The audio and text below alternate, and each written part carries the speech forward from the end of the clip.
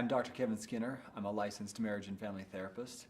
I'm the clinical director at Adult Recovery and a co-founder of Bloom for Women, a website designed to help women who are dealing with their partner's sexual addiction, but also to help educate them on the trauma that they are experiencing from their partner's betrayal.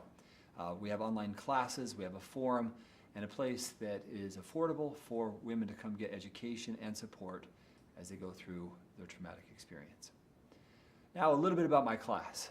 One of the things that I've discovered in my research, I'm a researcher who likes to understand what we're really dealing with. So what I've done is a part of the trauma inventory for partners of sex addicts, what we call the TIPSA, which is in the IITAP, which is designed to help assess the trauma that individuals experience from their partner's sexual behaviors. I've taken specifically for the class I'm teaching on shame that the betrayed spouse feels after discovery. Now, a lot of the times we focus on the shame that individuals experience when their partner's acting out. And that shame is, we know the addict's voice, I'm not enough, if others knew what I was really like. But what about the internalized shame of the betrayed spouse? Things like, how can I be so stupid? Or, am I unlovable because my partner's doing this? So what I address in this treating shame after discovery of a partner's sexual behaviors really focuses on the internalized shame, which, if we're looking at treating this from a post-traumatic stress disorder, a PTSD mindset, would be criteria D, the negative cognitions and mood. So, I'm not enough, I'm unlovable, it's my fault, I'm stupid. And as you start to hear that kind of language, we then can understand that it really is internalized shame. Something's wrong with me.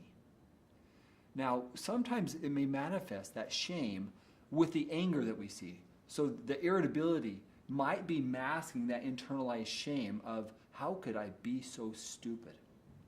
Or the avoidance of people and places. That too could be a shame. I'm afraid to go into public because if they knew what was going on in my family, they would say, what's wrong with you? Why are you staying? Or, can you just forgive? Why are you so angry? So as we start to hear this kind of a dialogue, if we aren't paying close attention, we might miss the shame. Now the question then is, if the shame is there, how do we treat it? And that's really what my presentation is about. How do we work towards helping these individuals who've internalized their spouse's behavior, feeling that internalized shame, and how do we address it? Now, just a couple of things. If you're able to go to the presentation, great, but if not, a couple of just tidbits from that. My experience has been that those internalized core beliefs may have originated before this current trauma and may be back in their story that we need to make sure that we understand. Second part of this is, in addition to looking at their story, the past, is the internalized belief that they've now established because of their partner's betrayal. And if we can get to that core belief, then solutions such as EMDR can be effective. Other things that might be effective is learning to listen to their body, of how to respond, how to create boundaries, are additional solutions that can be effective. But my experience is that if we don't look at it from a shame-based model, we might be focusing on the anger, but we might need to get to the shame before we can help resolve the anger or the avoidance. So those are just a couple of things that I invite you to consider as you treat individuals dealing with sexual betrayal. What internalized shame, what beliefs are there? And if you look at them, I think you'll find more success in the work that you're doing. Again, I'm Dr. Kevin Skinner, part of the Adult Recovery Network and the co-founder of Bloom for Women. I strongly encourage you, if you haven't looked at Bloom as a support for your clients who are dealing with sexual betrayal, we have a wonderful list of classes.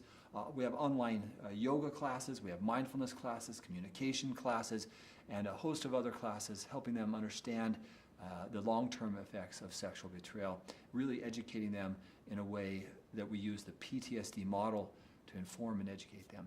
So I'd invite you to look at our website, and thank you for watching this video.